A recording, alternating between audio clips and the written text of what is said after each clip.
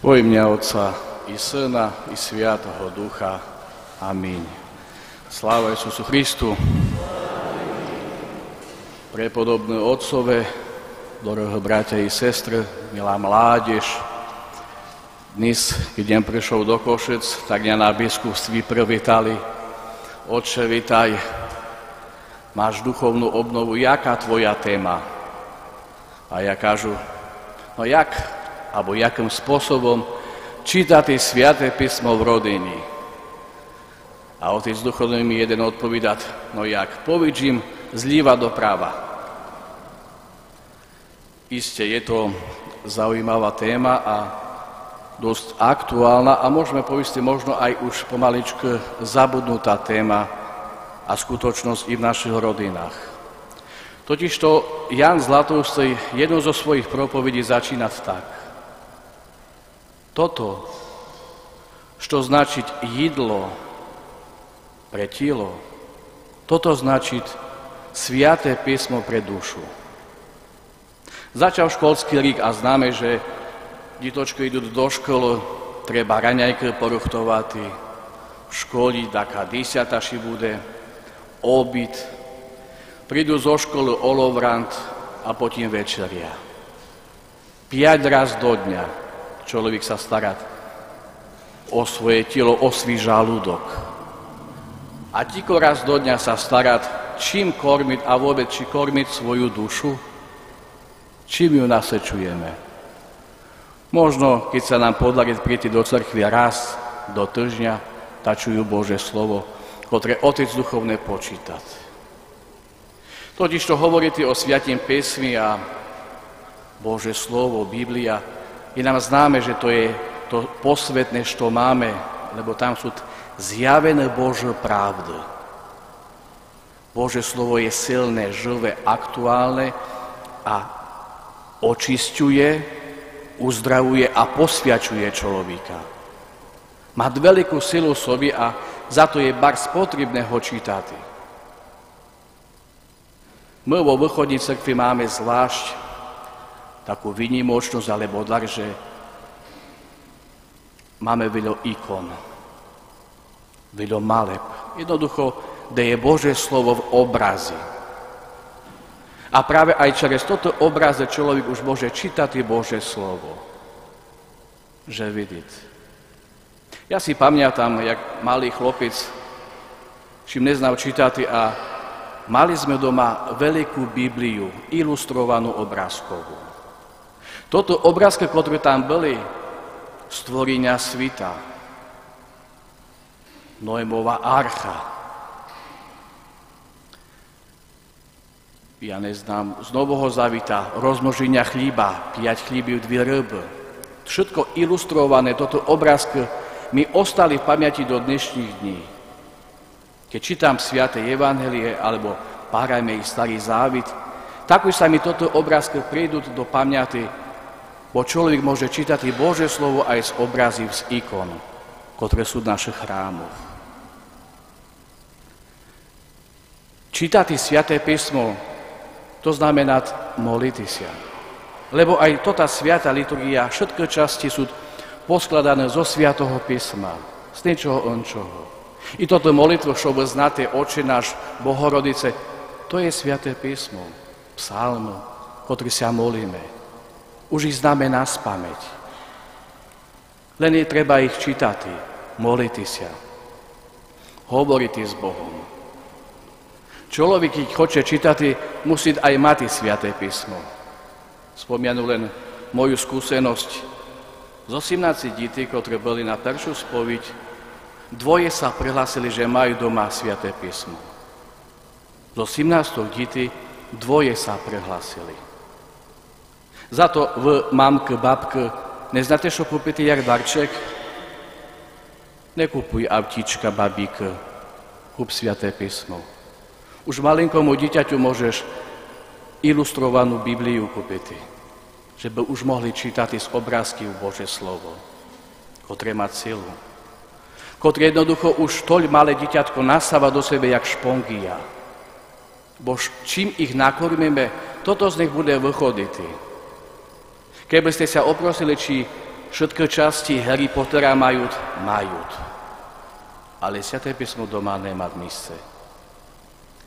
Keď v škole robili karneval naše deti, bolo tam 5 Spidermaniu, Supermaniu, ale jeden anhelik, divčatko, ktorý chodí s mamkou každú nedeľu do cirkvi.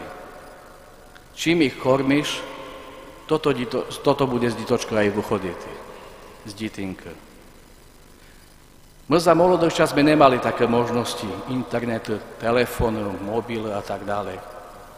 Si pamätám, že jak prišli otcové misionári za komunizmu, sa rolety posťahovali, čornobilý televízor, biblické príbehy nám púšťali. To ostalo i také tajemné dačo, i nezvyčajné, i pod strachom, a to človeka sprevádza celý život. Jako to dalo pečať do duše človeka.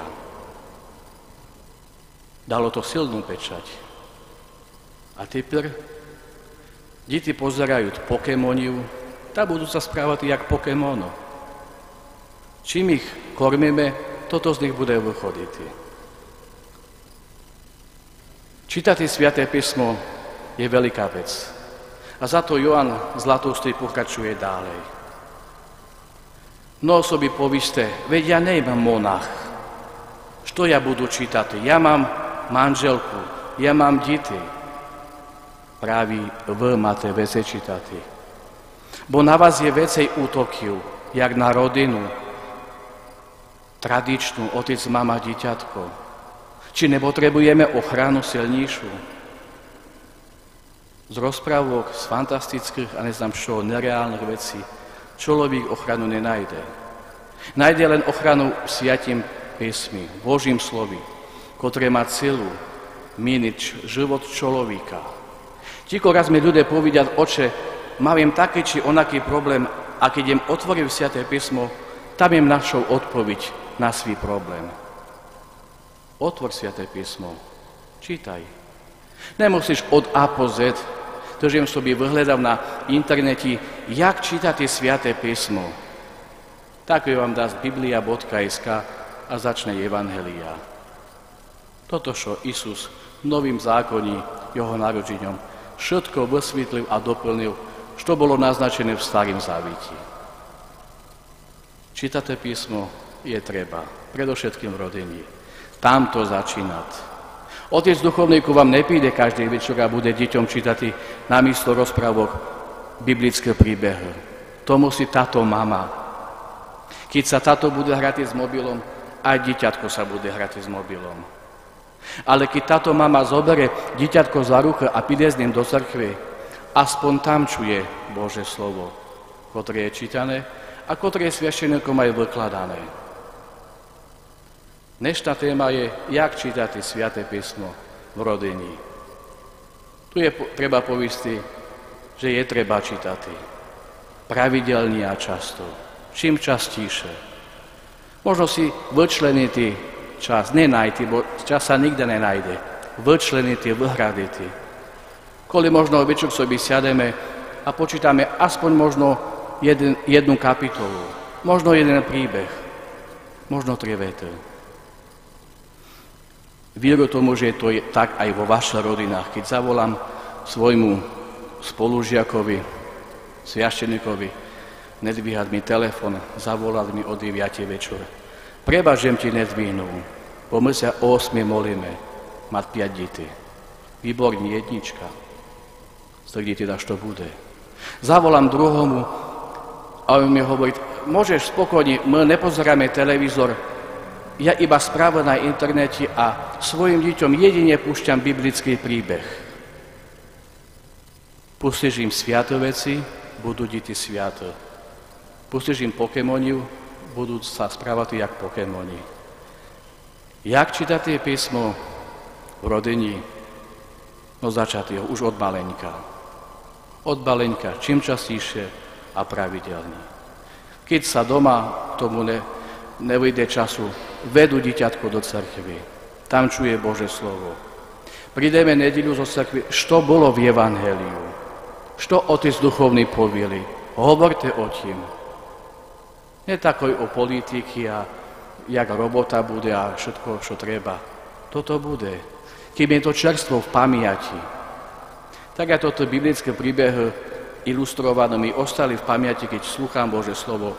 Taká pečať vrazená. Toto i ja vám želám, že by ste mali odvahu vraziť takú pečať do duš vašich dítočok, že by ľúbili Sväté písmo, že by sa tešili na Sväté písmo, keď čujú slova Božoho, že by mali radosť, že by jednoducho zažili tú skúsenosť, že Božie slovo má veľkú silu a meniť život človeka. Sláva Isusu Christu.